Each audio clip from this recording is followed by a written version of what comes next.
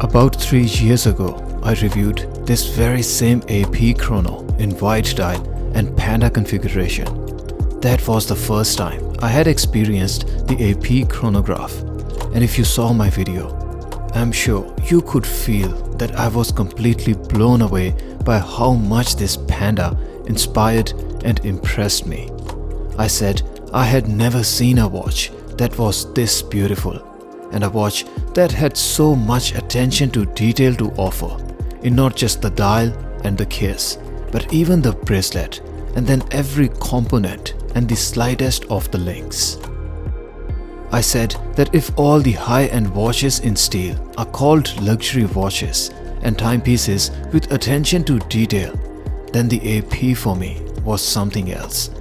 I stated how the Royal Oak gleams and glimmers is a result of an 8-stage process which includes multiple hours of cutting, sandblasting, lapping, polishing and varnishing, which leaves the watch with the looks that exudes beauty and brilliance, yet exhibiting rugged appearance due to stainless steel construction.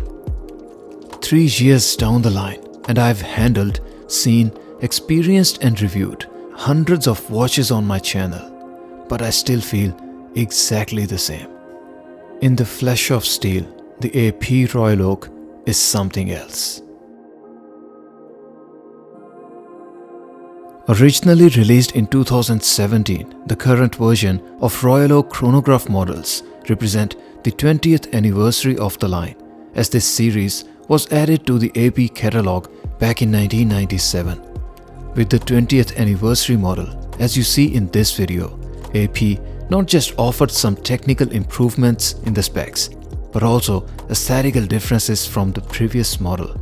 For reference, this Panda dial was also offered in this chrono line only with this release, that replaced the last generation chrono model that had an all-white dial with the chrono subdials that were also white. While AP have continued to go bigger in their sizes for the watch cases, and this particular model is also housed inside a 41mm case, AP interestingly also offered the same Panda dial chrono in a smaller 38mm case size. I reviewed the 38mm chrono last year too, so if you are rather interested in that video or the model, the link to my review can be found on the top right corner of your screen. I will also be doing a side-by-side comparison of this 41mm Panda with the 38mm Panda. So if you are interested in that video and want me to prioritize that comparison, please let me know in the comments below. If you have watched my previous videos on APs, you would know that I personally love the white dials on the Royal Oaks, and this is because of the way the white dial Royal Oak plays with the light.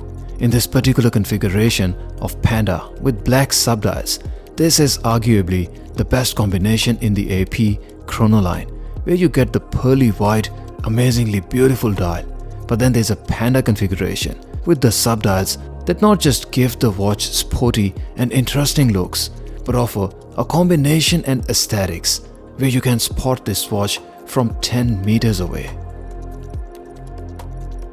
The looks here are naturally complemented by the octagonal bezel and the hexagonal screws, which are signature to a Royal Oak, and the way Audemars Piguet do their angular cases in the Royal Oaks. I genuinely find the typical circular cases a touch too boring now. The show doesn't stop at the octagonal case, rather where there's a brushed treatment on the top surface of the bezel.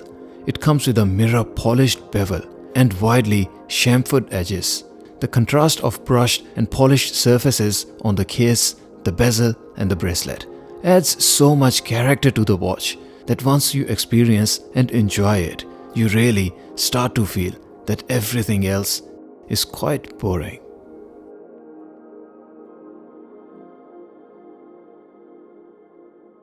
I said it before and I will say again, I have never seen a watch at this price point which had a better treated case and the bracelet. And this is indeed where the concept of integrated bracelet watch comes in handy. That is, the bracelet is treated with the same care, caution and attention to detail as the case.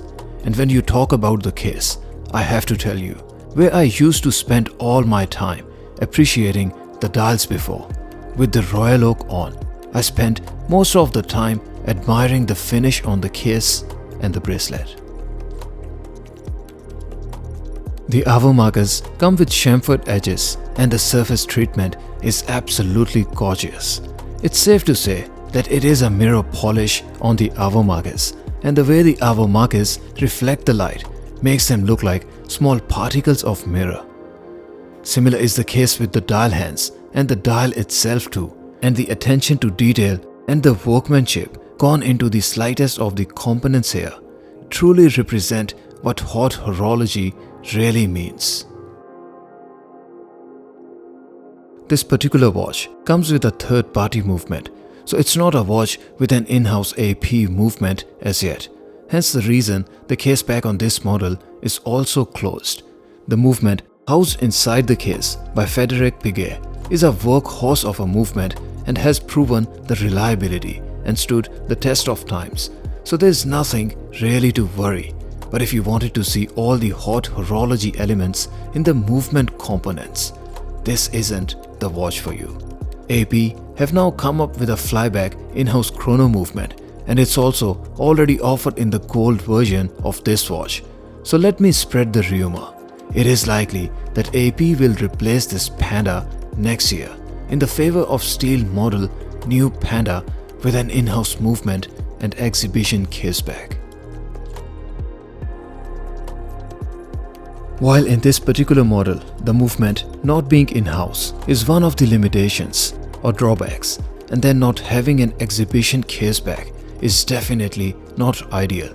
There's one more aspect that I personally consider as a design flaw. The subdial hands on this particular 41mm chrono many times seem to blend into the black subdials, and you really can't read them at all. AP have fixed this problem in the new 38mm chronos, where the subdial hands are painted in white. But in this particular model in 41mm case, it many times looks like there's no hands on the subdials, and the legibility is mostly very bad. On the wrist, the 41mm Royal Oak Chrono has a fair bit of wrist presence. The size of the bezel measured at the outer extremity is 41mm, so the face of the watch is true 41mm as per its marketed size, but the size of the horizontal surface of the case before it tapers down is about 42.5mm, so I would personally call this watch as at least a 42mm watch for how it looks and wears. The size of the dial is 31.5mm, so this is not a small watch, and it does look like a relatively large watch. The case thickness is 11.2mm, so again, while it's not a thick watch as such, it is also not the thinnest to be classed as a dressy watch, which it isn't anyway. Due to integrated bracelet design, the bracelet flares out of the case, and the minimum span of the watch is just under 52mm. My wrist size is 6.5 inches and the wrist span is 55mm, so you can see that I can wear it without any problems, and neither it looks too big nor too thick on my wrist. In terms of the comfort, I wouldn't say this is the most comfortable watch on the wrist, and this is largely because of the angular case and the bracelet of Royal Oak. But then this particular watch is also quite heavy. Adjusted to my 6.5 inches wrist, this watch weighs at 175 grams, which is quite heavy for a steel watch. The clasp is double button release, and there's sadly no micro adjustment or easy link to offer any flexibility of bracelet length adjustment on the go. Audemars Piguet Royal Oak chronograph in the Panda dial is quite possibly one of the most beautiful Panda dial chronos out there, and its beauty is not limited to just the dial. Rather, true to the standards of AP, every part of its case and the bracelet is an example of fine watchmaking and craftsmanship. The angular case and the flat-link bracelet do also mean that it is possibly the blingiest watch in steel to exist. so it definitely screams and seeks for attention when you are wearing it. The movement is closed and not in-house. The subdials go blind more often than you would think. But again, in terms of experience of the watch on the wrist, it really is the one and only. I fell in love with it 3 years ago, and I still don't know if there's a more beautiful panda out there at all.